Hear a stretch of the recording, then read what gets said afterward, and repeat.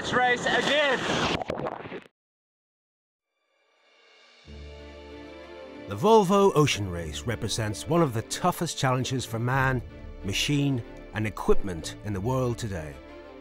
Sailed around the world over 9 legs and covering 8 months, it's hazardous, demanding and grueling, and takes the competitors into some of the wildest, coldest and wettest environments known to man. This DVD is a brief insight into some of the conditions encountered and includes an introduction to the Volvo Ocean Race by Mike Sanderson, the skipper of ABN AMRO 1, the winning boat in the 2005-2006 race. He also discusses the conditions and the use of Musto foul weather gear and how it contributed to his team's success. Watch, listen and enjoy.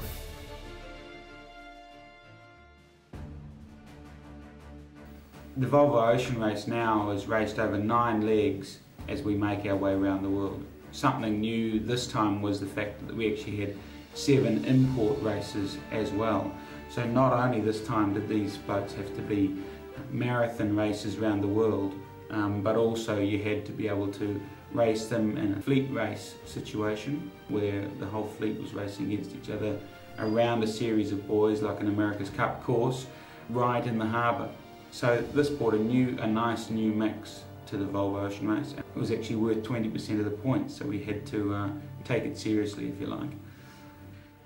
So we had to wait a week for the start of the first leg, and sure enough, on the first night of the first leg, the whole fleet saw a lot of wind, up to 55 knots of breeze on some boats.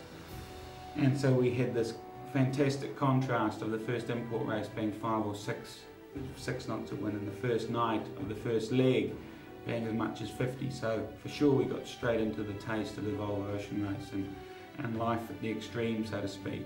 We had our problems. We broke a steering pedestal out of the boat the first night, and on the second night we actually had a fire on board with a battery short. But we went on to score maximum points at the scoring gate, and we went on to win the leg, which for me was very significant because the boat that's always won the first leg has gone on to win the Whitbread Race or Volvo Ocean Race. From then it was down to the Southern Ocean. We were lucky enough to win into Melbourne and had a good leg there. Lost into Wellington by 9 seconds, which was an unbelievable finish, us versus Movistar. A little disappointing coming into my home country of New Zealand, to lose by such a small margin, but the Movistar guys sailed well for the last bit in particular to get past us. So a roller coaster finish across the Atlantic for sure. As the legs got lighter, we finished into Gothenburg last, in fact. So we finished the way we started, and that's pretty much a quick summary of ABN AMRO's race around the world. Ended up winning 6 out of 9 legs and 5 out of 7 import races.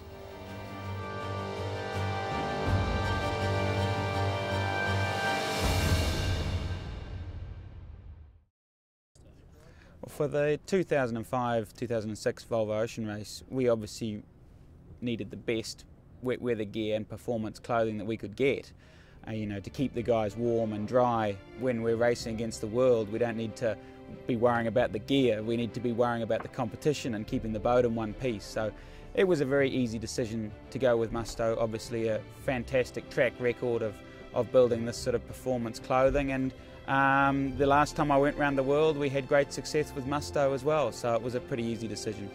This was my 3rd time around the world in the Volvo Ocean Race, of course previously known as the Whitbread Round the World Race. The first time, unfortunately, we didn't use Musto gear back in '93, '94, and we got a little bit wet and cold.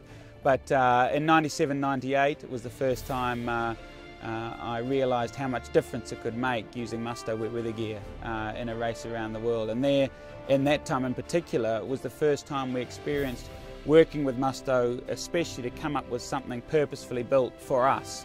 And right then, it was easy to identify that the guys were very keen to get involved in keeping us warm and dry, and so that was something which I certainly remembered when it came around to choosing a wet weather gear supplier for this version of the race. Once the decision was made to work with Musto for our technical clothing, everyone really got behind it, and we really realised that the more we worked together with Mustoe, the warmer and the drier we were going to be, and the more comfortable we were going to be, which is very important in those extreme conditions. And quickly, as the team started gathering in Vigo before the start of the race, we worked out that 6 out of 7 of the teams actually in the Volvo Ocean Race this time had also gone on to choose Mustoe, and it obviously identified the same very important criteria of what makes a great technical clothing supplier for such an extreme race. Mark, I've got a bit of mud. Okay, juggy up.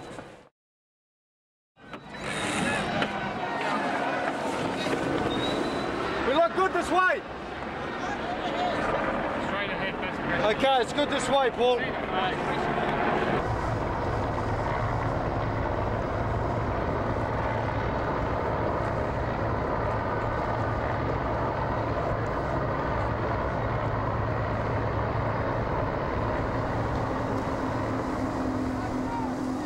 When you're racing around the world, obviously keeping warm and dry is even more critical than it is on a day race. In a day race situation, let's be honest, you're back in the shower by the end of the day, so if you're a little bit wet and a little bit salty, well, then it doesn't really matter that much. Racing around the world, obviously we really have to look after the people, and as the race is getting more and more extreme, that's obviously becoming more and more vital. These new boats are radical, they're ploughing through huge amounts of water. And to keep the guys at the top of their game, we really have to do everything we can to make an incredibly uncomfortable situation as comfortable as possible. So for racing around the world, it's a very important factor. Yeah, I mean, one thing that was new about this version of the Volvo Ocean Race was the new Volvo 70 class, and you know, one reason why it was so important to have such a close relationship with your technical wet weather gear manufacturer was that these boats were going to be extreme. They were going to, you know, we saw speeds over 40 knots. I think ABN AMRO 1's top speed was 42.6.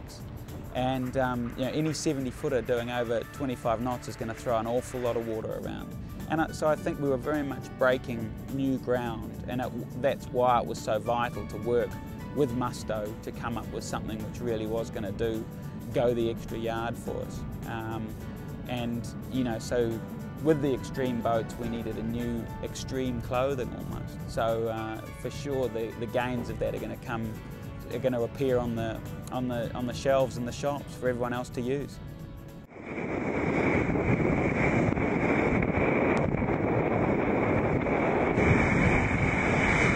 I reckon it's a very nice day of sailing in the Southern Ocean. Made even more exciting for us by the fact that we've got another boat just in front of us, and we're catching them nicely. In about just over an hour we're going to be driving and putting up a spinnaker. Hopefully by then we'll be about right next to them. Scoring waypoint is coming up pretty soon. It's 1800 miles to the Horn. Current speed, we'll do it in just over 3 days. So we're having a ball, but it's bloody wet on deck, and as you can imagine as well, sleeping is nearly impossible. But if you just have a little look outside, you can see the guy standing over there, and 3 guys on the pumps, 1 guy trimming, and 1 driver. So it's just working the entire time, and a bit of water coming over as well sometimes.